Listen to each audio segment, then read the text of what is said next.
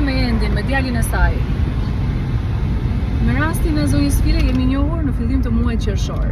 Organizata Brandon ka qenë aty në banesën e saj për të parë kushtet e vështira në të cilat nëna dhe djali i saj autik jetonin.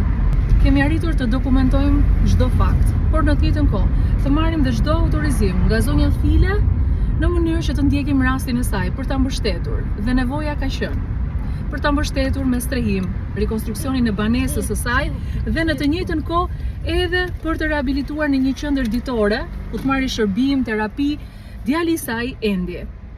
Sot jemi këtu dhe të gjithë shqiptarët kanë bërë atë që duhet të bënin. I janë bashkuar thirrjes organizatës Brandon për të ndihmuar zonjën File dhe djalin e saj. Çdo fond i dhuruar nga ju me shumë dashuri përmes GoFundMe, linku të hapur nga organizata Brandon Forever 22 Legacy, do të menaxhohet me transparencën më të madhe dhe sigurisht do t'i vinë në ndihmë nëna Files dhe djalit të saj Endit. Faleminderit nga zemra.